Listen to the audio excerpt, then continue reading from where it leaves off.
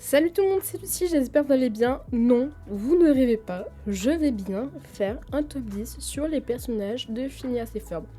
Phineas et Ferb, c'est un dessin animé qui a, entre guillemets, bercé mon enfance, qui est passé sur Disney Channel et qui est juste incroyable. Pour ceux qui ne le sauraient pas, tout simplement, il y a une nouvelle saison qui est sortie, je crois, il y a 1 ou 2 ans maximum, alors que ça faisait plusieurs années que c'était terminé. Donc, moi, j'étais comme une folle à ce moment-là.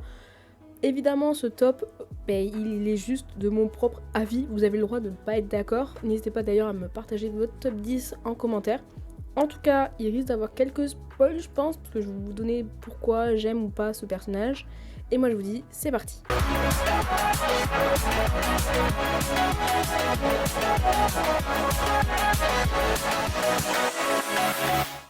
Il y a presque 3 mois de vacances.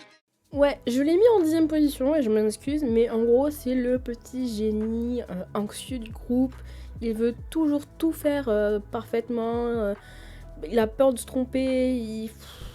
Franchement, je trouve qu'il prend la tête, entre guillemets, mais il est aussi un peu attachant. Il est très intelligent, il est très stressé. D'accord, il y en a qui le disent un peu, moi je le vois très stressé. Il y a presque 3 mois de vacances. Celui-là peut surprendre qu'il soit ici, le sergent-major, je l'adore, d'accord? C'est le chef de Perry qui est fatigué de la vie, mais qui est dévoué à son taf.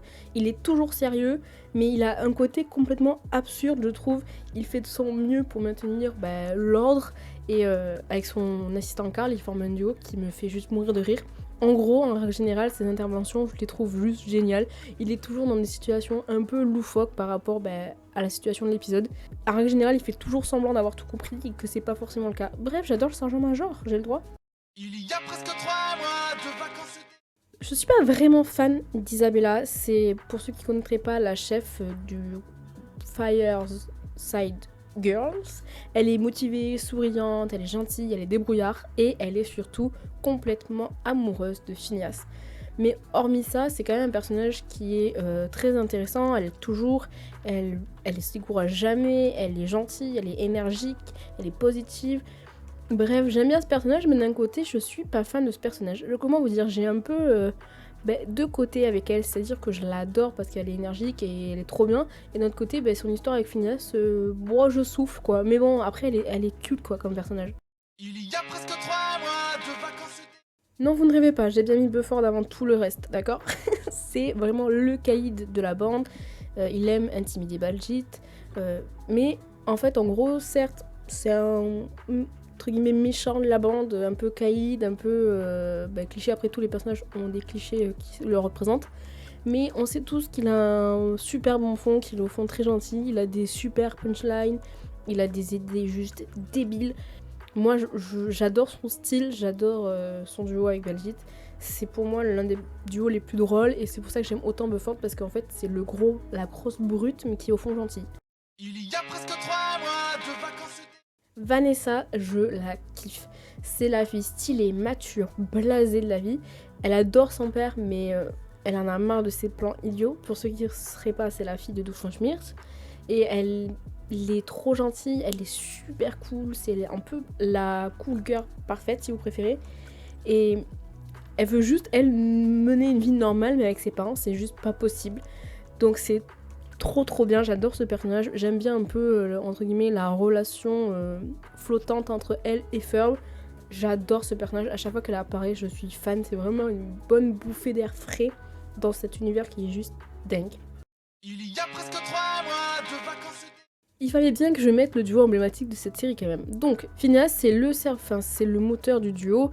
Il est l'incarnation de la créativité, de l'optimiste. Il est toujours joyeux, toujours ok pour de nouvelles aventures. Il ne voit jamais d'obstacles, mais que de nouveaux objectifs. Il est juste vraiment super cool. Tout le monde autour de lui se prend au jeu de ses idées totalement loufoques. J'aime beaucoup ce personnage. Des fois, il n'y a pas besoin de plus d'explications. Il y a presque 3 mois de vacances. Et son frère le suit juste derrière.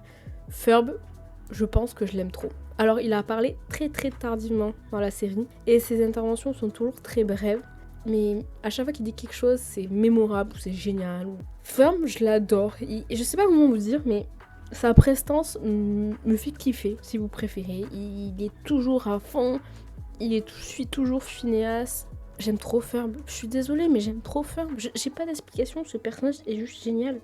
Il y a presque 3 mois de vacances.